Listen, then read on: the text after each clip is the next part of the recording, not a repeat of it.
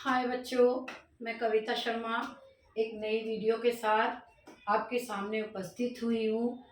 और मैंने और भी पहले वीडियो बनाई है। मैं हिंदी से संबंधित छोटे छोटे टॉपिक लेकर आती हूँ और छोटी छोटी जानकारियाँ देती हूँ। बेटा, हमारा चैनल है एड्यूपार्ट शिक्षा की पाठशाला, तो आप ये वीडियो उस चैनल पर जाकर देख सकते हैं। इससे पहले भी मैं आपको थोड़ा सा बता दूँ, इससे पहले मैंने वीडियो बनाई है व्याकरण और व्याकरण के प्रकार बताए हैं, स्वर बताए हैं। और आज मेरा टॉपिक है व्यंजन। आज मैं बेटा व्यंजन के बारे में मैंने इससे पहली वाली वीडियो में भी बताया है, तो और जो कुछ थोड़ी सी उसमें जानकारी रह गई थी तो वो मैं आज इस वीडियो में दूंगी आपको। तो आज मैं व्यंजन के बारे में मैंने आपको बताए थे कै वर्ग, च वर्ग, टे वर्ग, ते और पै वर्ग। इनमें बांटा है तो कै वर्ग को कंठ और च वर्ग को तालु और टे वर्ग को मूंधा और ते वर्ग को दंत और पे वर्ग को ओज, ये बताए हैं। अब देखिए बेटा, व्यंजन हमारे हैं 41 हमारे व्यंजन है बेटा, 41 व्यंजन है। और व्यंजन को अलग अलग भागों में डिवाइड किया गया है। 41 व्यंजन को अलग अलग भागों में डिवाइड किया गया है। कौन कौन से? सबसे पहले हैं हमारे स्पर्श व्यंजन। स्पर्श व्यंजन जो है वो 27 है। इन्हें 27 तब बनाया गया, इसमें डे और डे ये दोनों व्यंजन इसमें मिला दिए गए हैं। इन्हें मिलाकर ये कितने हो गए हैं? 27 बन गए हैं। और 27 को ये वाले जो ये वर्ग बनाए गए हैं ये स्पर्श व्यंजन के हैं। ठीक है बेटा। अब देखिए, ये वाले जो वर्ग मैंने आपको पहली वीडियो में समझाए थे, लिखकर भी बताए, तो वो स्पर्श व्यंजन के हैं। स्पर्श व्यंजन को 5 वर्गों में विभाजित कर दिया गया है। कौन सा? कै वर्ग, च वर्ग, टे वर्ग, पे वर्ग और ठे वर्ग। अच्छा बेटा, ये जो च कै होते हैं ये हमारे यहाँ से लेकर कंठ से लेकर और होठ तक के 5 बिंदु हैं जिन पर इनको बोला जाता है। कंठ का मतलब है जो कंठ से, मुख से बाहर निकलती ध्वनि है। और तालु जो हमारे तालु से होती है। मुग्धा जो इनके बीच में होकर निकलती है। और दांत जो दांतों से के बीच में कर हवा निकलती है। और होठ जो होती है, जो हमारे पे वर्ग है, वो हमारे दोनों होठों को टच करके बाहर निकलती है। तो समझ में आया बेटा, हमारे जो व्यंजन होते हैं वो 41 है। और इसमें हमारे स्पर्श व्यंजन 27 है, आगत व्यंजन 2 है, ऊष्म व्यंजन 4 है, अंतस्वत व्यंजन 4 है और संयुक्त व्यंजन भी हमारे 4 है। अब देखिए, जो अवगत व्यंजन होते हैं ये वाले जुड़कर ही हमारे ये 27 में। अब ऊष्म व्यंजन जो होते हैं वो श, है, श और है। ये जो ऊष्म व्यंजन कौन से होते हैं? जो हमारे मुख से निकलने वाली ध्वनि में गर्मी, यानी कि थोड़ा गर्म हवा निकालते हैं और खिंचकर आवाज आती है, उन्हें हम ऊष्म व्यंजन कहते हैं। ये 4 होते हैं, ये बेटा मैंने लिख दिए हैं। फिर है अंतस्वत व्यंजन, ये हमारे ये, रे, ले और वे, ये 4 अक्षर होते हैं। और फिर आता है हमारा संयुक्त व्यंजन। फिर आता है बेटा हमारा संयुक्त व्यंजन, जो शब्दों को मिलाकर, 2 शब्दों को मिलाकर, 2 वर्णों को मिलाकर जो एक अक्षर बनाया गया है वो होता है हमारा संयुक्त व्यंजन। अब देखिए, हमारा है ये 6 को देखो, कै प्लस श, 2 अक्षर हो गए, कै प्लस श, तो ये बन गया हमारा 6। तो ये वाला व्यंजन और ये वाला व्यंजन, 2 व्यंजन, यानी कि 2 व्यंजनों को जोड़कर ये बनाया गया है 6। और ये हो गया हमारा संयुक्त अक्षर। और जैसे हमने इसका बना दिया क्षमा, ये शब्द बना दिया हमने क्षमा, तो ये 2 व्यंजनों को जोड़कर बनाया गया है। अगला है हमारा य, तो ये है हमारा ज प्लस रे, तो हो गया ज्ञ। इसे वैसे तो गै ज्ञानी बोले एंड, ये गै ज्ञानी है तो ये जय और रे को मिलाकर बनता है, जैसे ज्ञान, जैसे हो गया बेटा ज्ञान। ठीक है, अब आता है हमारा तीसरा संयुक्त अक्षर है, तीसरा संयुक्त अक्षर है हमारा त्रे। तो इसमें हमारा क्या होता है बेटा, ते प्लस रे, तो ये भी हो जाता है हमारा त्रे। और चौथा अक्षर है हमारा शे प्लस रे, तो ये हो जाता है हमारा श्रेय। ठीक है बेटा, तो ये हमारे संयुक्त अक्षर कैसे बनते हैं, दो व्यंजनों को जोड़कर जो अक्षर बनाए गए हैं या वर्ण बनाए गए हैं वो होते हैं हमारे संयुक्त अक्षर। ठीक है बेटा, अब आप फिर दोबारा से समझ लीजिए। व्यंजन हमारे 41 होते हैं। जो स्पर्श व्यंजन होते हैं उन्हें 5 वर्गों में बांट दिया गया है, जैसे कै वर्ग, च वर्ग, टे वर्ग, तय वर्ग और पे वर्ग। उसके बाद आते हैं हमारे ऊष्म जो 4 होते हैं, और ये अनुस्वर व्यंजन जो ये भी 4 होते हैं, और संयुक्त व्यंजन ये भी 4 होते हैं। ठीक है बेटा, एक बार आप इन्हें नोट कर लीजिए तब तक।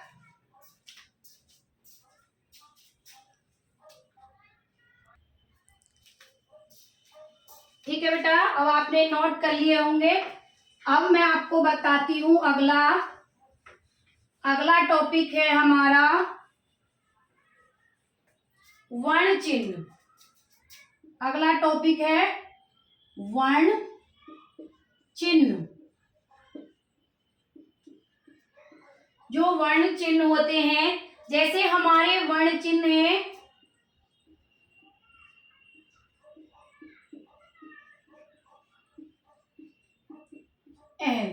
अंग और ए, तो ये जो चिन्ह है इनको हम क्या कहते हैं, अयोगवाहक। इन्हें अयोगवाहक।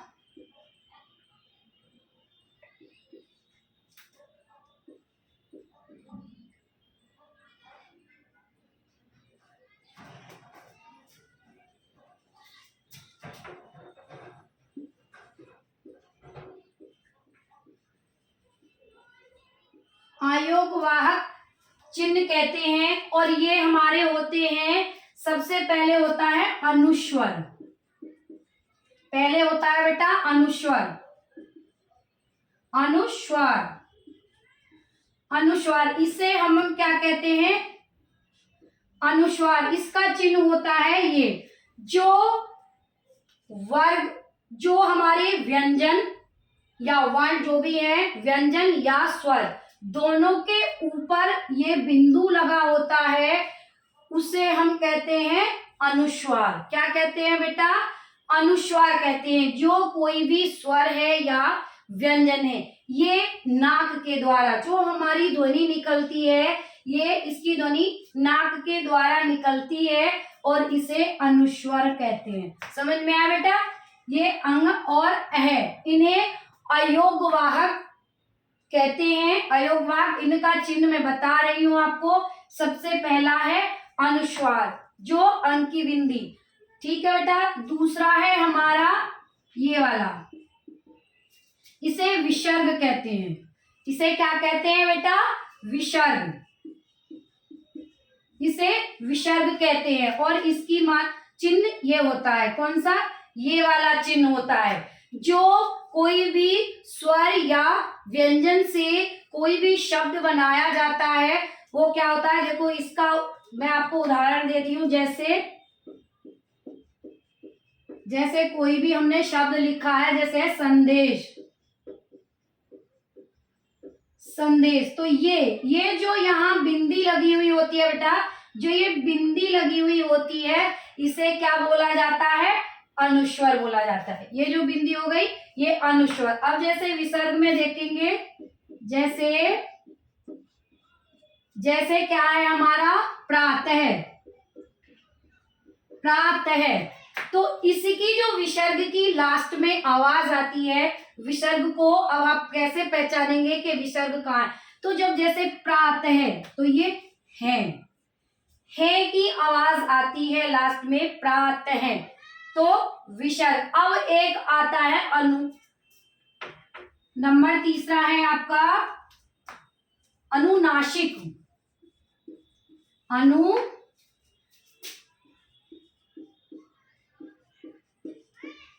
अनुनासिक, इसे हम चंद्र बिंदु भी बोलते हैं। इसका चिन्ह है हमारा ये वाला चंद्र बिंदु। इसे चंद्र बिंदु को हिंदी में अनुनासिक क्या कहते हैं बेटा? अनुनासिक। जैसे ये ए है और इसके ऊपर ये बिंदी लगी हुई है तो इसे हिंदी में क्या कहेंगे? अनुनासिक बोलते हैं इसे। इसका चिन्ह ये है और जैसे हम लिखते हैं मुख।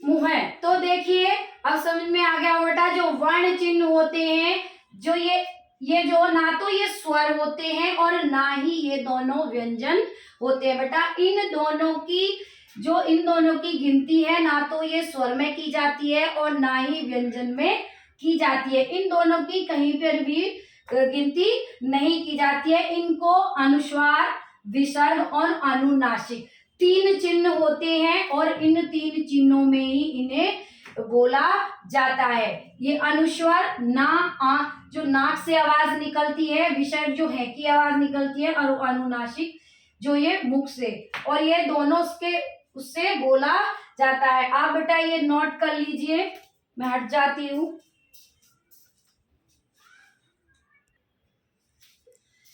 ठीक है बेटा, आपने ये नोट कर लिया होगा। मैं अब ये हटा देती हूँ और मैं आगे बताती हूँ आपको। अब देखिए बेटा, मैंने अब तक आपको जो वीडियो में व्याकरण, वर्ण, स्वर, व्यंजन ये सारी चीजें बताई हैं बेटा। सारी चीजें मैंने समझा दी हैं आपको, लेकिन मुझे तो ये कब पता चलेगा बेटा? जब आपको कि ये समझ में आई है या नहीं आई है। तो मैं आपको कुछ क्वेश्चन देती हूँ जिनके आंसर आपको मुझे कमेंट करके बताने हैं बेटा, ठीक है?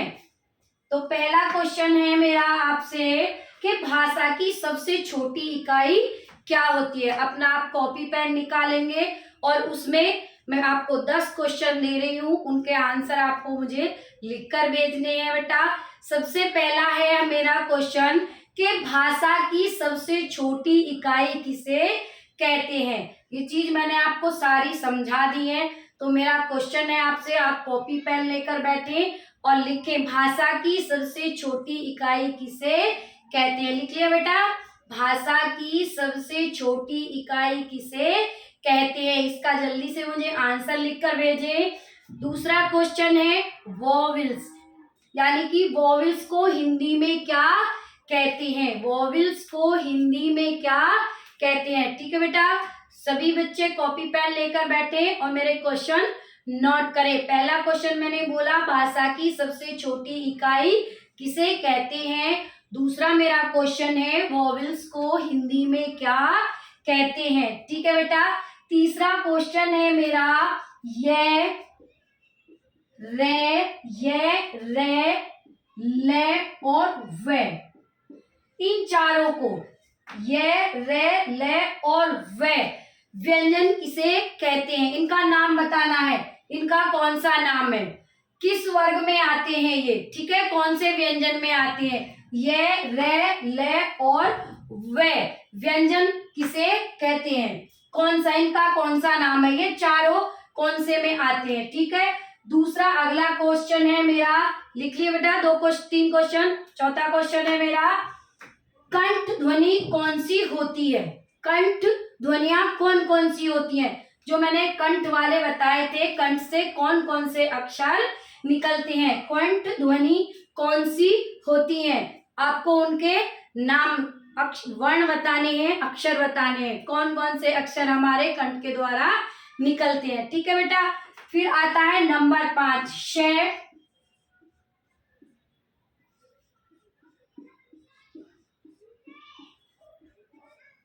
ये चारों अक्षर शे और है कौन से व्यंजन है, ये चारों भी, इनके भी व्यंजन के नाम बताना है और ये वाले ये कौन से व्यंजन में चारों अक्षर आते हैं। ठीक है बेटा, इस क्वेश्चन नोट कर लिया, ये वाला भी और ये वाला भी। फिर बताना है, अगला क्वेश्चन है मेरा नंबर 6 क्वेश्चन है ज्ञान की भिन्न वर्गों से संयोग होता है, जैसे ये, इसे किन किन व्यंजनों से जोड़कर बनाया गया है।